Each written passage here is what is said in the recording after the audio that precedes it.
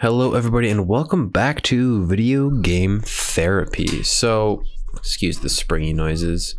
I am actually just recording the mic now, not really doing anything. I'm gonna put it on some Hat in Time B-roll that I got for a video that I really haven't used. Might use an upcoming video, actually, now that I think about it. Anyway, so today is Wednesday. Last week I kind of talked about my existential crisis a little bit. I talked about free will, I believe, something like that. Today, I got back on my feet, so to speak, and I guess I sort of just wanted to talk about it a little bit. Maybe as a continuation, but whether the video is, I don't know, action breeds motivation, or refusing the opposite of what you want is what I wrote down. I was going to maybe talk about the word interesting, but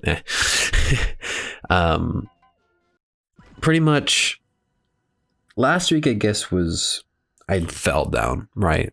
I hit the ground, I stayed there, and not the best choice. And the last few days were a struggle. Saturday and Sunday, I excused it. Monday and Tuesday were rough, and today I was like, there are things that I want to get done, and I want to get them done now. And so I did a little meditation session. I did one yesterday as well, and I felt better after it. And I just I had this moment where I remembered that I'm the one who's in control of my own hands, right? And so I just kind of repeatedly reminded myself, like, I want to finish this paper. I want to record this video because there are places I want to be, and I need to do these things to be in those places. And so I guess because I kept going to watch TV, right? YouTube was blocked, so I was just watching anime. And it was like, I want to do those things too, but I wanted other things more, and I had to make this consciously clear to myself. And what I realized is that on some subconscious level, there we go, I was waiting for the right moment, and that right moment never comes. And I feel like I've known this for a while, but I've never truly understood it. And quite frankly, I still don't truly understand it. But the right moment to do anything, it's never going to come. And when it does come, you're going to already want to have done it. And I mean, going back to my time travel VGT, because I think about that a lot.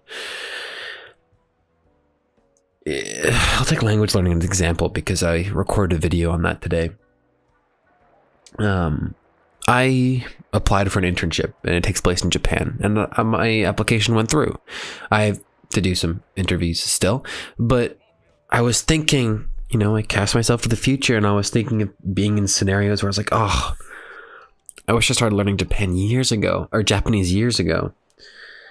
But that's several months from now.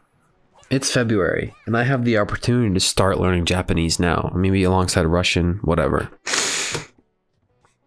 And it was, I guess, thinking about this idea. I don't actually remember how I got here, just talking about this. It's 10:30. What? Well, anyway, we're going to go with it. It was earlier today, I was thinking about just visualizing myself learning Russian intensively, because I need to if I want to learn, right? I need to study these things. I was thinking about it, and I finally just stood up, and I reminded myself about my whole thing about, free will versus biology and whatnot, and what I want to do. My hands are my own, essentially. And I get to choose what I do.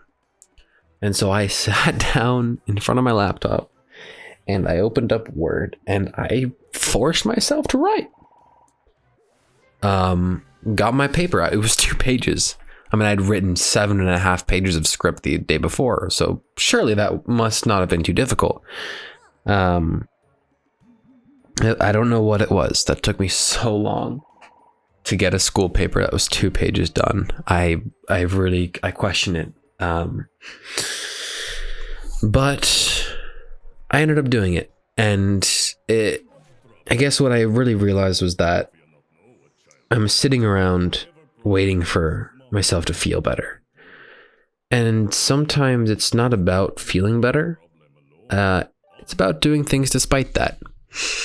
So when I say refusing the opposite of what you want, it's this alternate frame of mind. So as opposed to refusing things that you should not be doing, you refuse to not do the things you want to do. So for example, one of my strategies is create a not to-do list. So if I, don't work on the paper, then do something else. I can't watch YouTube. I can't watch TV. I eventually, the idea is to bore myself into doing something else, working on Seashell, working on a video, whatever that might turn out to be. But now I'm thinking, I think that has its merits, but refusing to not do something, there's a lot of negatives there. So, for my paper, it was okay if I don't do my paper now, what else am I going to work on? But I just kept drifting. And so I said, you know what? I refuse to not do this. Is that right? I refuse to not do this. God, negatives are confusing. I do not refuse to not do.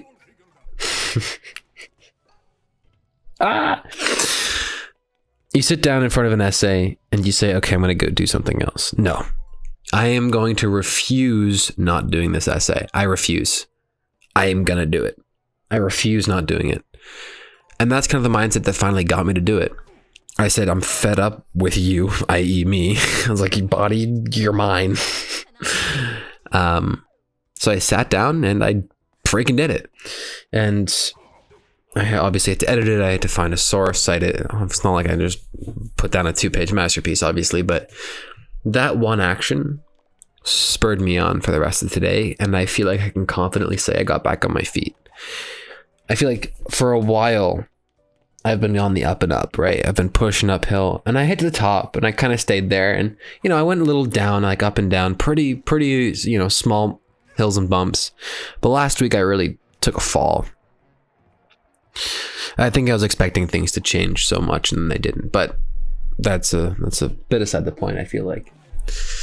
But I fell down hard and I was at the bottom of a valley, right? To put some pictures into perspective. Maybe I should be doing Alto's adventure to show my point, but I was getting up, but I wasn't moving. I was waiting for something to come along and push me, but started pushing something else instead. Writing that paper, I will tell you now, felt like I was swimming in Jello. I've never swum in Jello before, but I imagine that's what it would feel like. It was one of the worst things, if I'm being entirely honest. I put on it was inspirational walk on Spotify. It's not like it's, intense motivational music, but it's, it makes you think, and it makes me feel with an intense focus. And I just pushed, and sometimes self-discipline, I guess, is the moral of this. This is this VGT is a little weird, but sometimes self-discipline isn't about making us want to. I guess I got caught up in the idea that I need to want to do something to do it, right? For Seashell, I need to want to make a game to do it. Now, of course, I still want to make a game. That hasn't changed, but I've stopped wanting to work on Toontanks. I've stopped wanting to sketch. But there comes a point, and I think sketching is entering this right now, or has been here for a while, where you just need to force yourself to do it for your own good. And that is, I think, the essence of self-discipline, is knowing that something you don't want to do, i.e. sketching. I don't know why I don't want to sketch. I want to become a great artist. I will become a great artist. I hope, Jesus, my confidence sucks ass, but you just gotta say, you know what? You can push this block, but refuse to push this time block back. Push back against the pushback, I guess. That's just what I don't want. The only thing I really had to talk about today, and I need to get this recorded today.